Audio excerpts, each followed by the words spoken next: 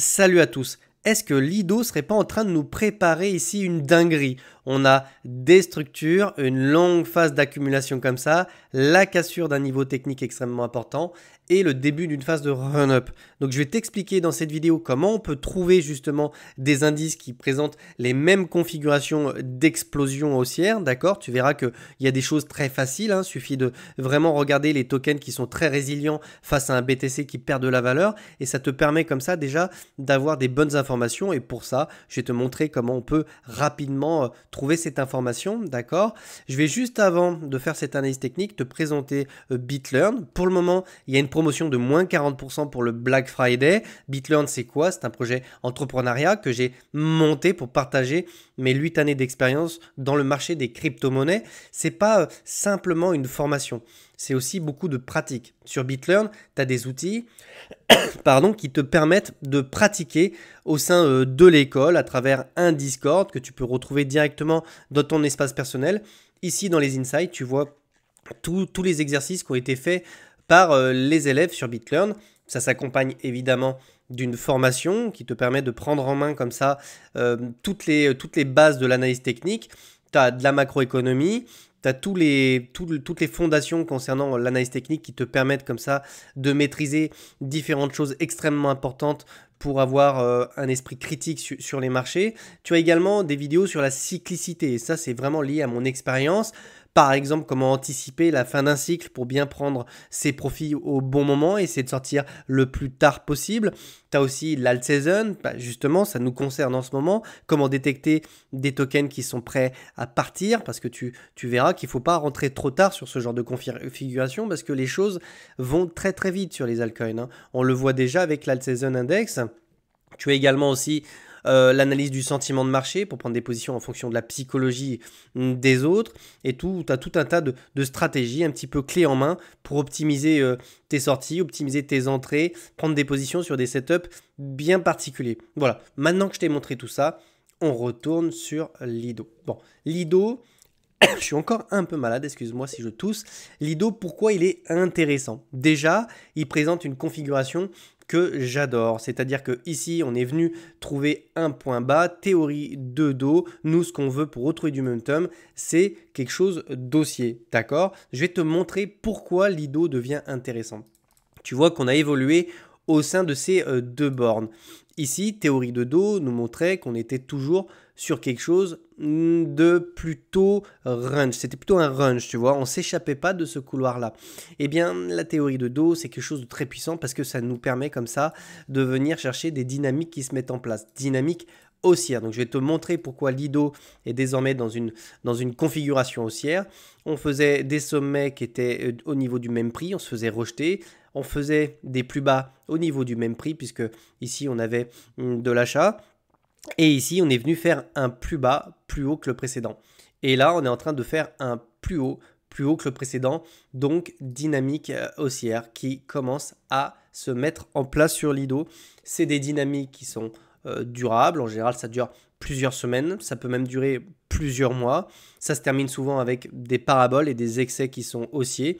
Est-ce que sur Lido, c'est trop tard? Absolument pas. Pour le moment, on sort tout juste du range. Il faut voir ça comme une longue période ici d'accumulation, d'accord, entre ces deux niveaux de prix. Donc, c'était vraiment entre les 90 centimes et les 1,38. Donc, on verra après un petit peu les niveaux d'extension qui peuvent nous ramener sur des objectifs de profit, d'accord. On peut également aller voir un petit peu ce qui se passe au niveau du volume profile. Ça nous donne des informations sur le point of control. C'est un niveau que j'utilise énormément et qui permettent par exemple de placer des stop loss, tu vois par exemple. Le point of control, c'est le niveau où tu as eu le plus de volume en fait durant tout ce range et tu vois que ça s'est vraiment fait sur ces niveaux-là. Et tu vois que bizarrement, hein, étrangement, on est vraiment venu se poser sur le point of control ici. On n'est jamais venu le casser. Donc ici, tu vois, tu pouvais prendre une position et mettre ton SL dessous, d'accord? Si on revient faire un petit pullback sur le haut du range ici, tu peux également avoir une position pour rentrer avec un SL que tu pourrais mettre soit ici, soit un petit peu plus bas. Donc ici, pour le moment, bon, des conseils de rentrer pile ici parce que tu vois qu'on peut se faire rejeter sur les niveaux actuels. On est vraiment en train de travailler cette énorme résistance qu'on avait là. C'est la première, hein, d'accord? On pourrait très bien se poser dessus et ensuite venir chercher la suivante. Donc voilà, en termes de structure ici, c'est très très beau. On va également regarder un petit peu ce qui se passe ici sur nos RSI. On est passé d'une zone de survente ici à une zone, on rentre tout doucement dans des zones de surachat. C'est exactement ce qu'il nous faut en fait pour nous échapper de ce range et partir sur des structures qui sont haussières. On est sur du daily ici, donc on a vraiment des très belles choses ici qui se mettent en place sur Lido. Maintenant, on va peut-être regarder un petit peu les objectifs de profit, donc on va dézoomer, on va regarder un petit peu ce qui s'est passé ici sur Lido. Déjà, une chose qui est quand même très intéressante, donc là je vais te mettre ça en weekly pour qu'on prenne un petit peu de recul. On voit qu'on est venu chercher ce lot-là. Donc on est vraiment venu se poser là. On voit clairement qu'on a une énorme zone durant laquelle on s'est vraiment posé ici. On a rangé à l'intérieur. On commence à s'échapper. Ce qu'il faut également regarder, c'est que tu vois ici, mon RSI, il a vraiment de la place en weekly pour revenir chercher des zones d'intérêt qui se situeraient sur des zones de surachat. On a tendance sur Lido à venir trouver des tops de marché sur des zones de surachat sur le RSI. C'était la même chose ici. Donc à 2 reprises ici, on est venu chercher ces zones-là.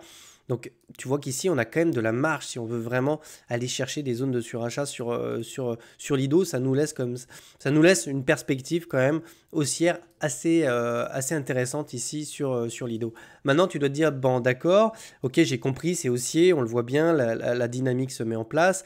Mais concrètement, où est-ce que je peux prendre des profits si je venais à acheter du Lido par exemple sur du spot? Eh bien, sur Lido, va falloir surveiller surtout d'abord les résistances. Puis ensuite, on viendra compléter en fait l'analyse technique avec des niveaux Fibonacci.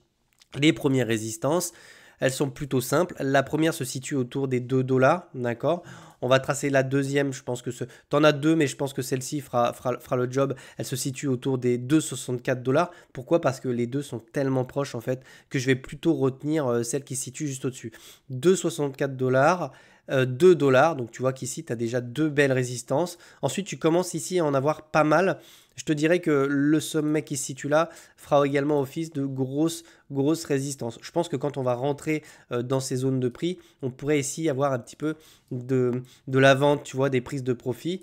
Ça nous ferait, par rapport au prix actuel, on serait pas loin des 100%, donc c'est un double. Donc ici, tu peux déjà te dire que cette zone-là sera probablement une zone de profit extrêmement importante. Tu fais un double, tu prends la moitié de tes gains, tu sors de Lido, tu peux laisser par exemple le reste traîner. Maintenant, ce qui nous intéresse, c'est d'aller voir un petit peu les retracements de Fibonacci. Je vais le prendre au niveau des corps de chandelle et on va regarder un petit peu ce que me dit Fibonacci. Déjà, tu vois, ce qui est intéressant, c'est qu'au niveau du 0,618 ici, on a vraiment ici un niveau qui est extrêmement important parce qu'on retombe sur le niveau Fibo. Donc autour des 2,68 $, on peut commencer à se dire qu'ici, on peut avoir une première zone très importante. Honnêtement, la résistance qui est ici, on va la fracasser. À mon avis, on va la fracasser. On va s'extraire en fait de ce gros creux qui est ici. Peut-être même qu'on fera un pullback dessus. Et l'idée derrière, ça sera d'aller chercher à minima les 0,618, d'accord? Ensuite, tu auras cette zone-là qui se situe près des 1 de Fibonacci. Donc c'est plutôt classique. Nous, ce qui nous intéressait, c'est des extensions haussières. Maintenant, il faut faire gaffe sur Lido. On est sur un token qui a tendance à être très inflationniste et donc ça peut réduire comme ça un petit peu sa marge de progression parce que plus tu as de tokens et plus c'est difficile plus il faut des capitaux pour que le prix puisse prendre de la valeur, d'accord? La zone très importante, la zone rouge en fait sur Lido se situera autour des 1,618 de Fibonacci, autour des 5,62 $. Si toutefois on revient casser la TH, ça serait une target selon moi réaliste. Franchement, on est sur quelque chose de réaliste. On fait pas des projections qui sont folles ici, hein.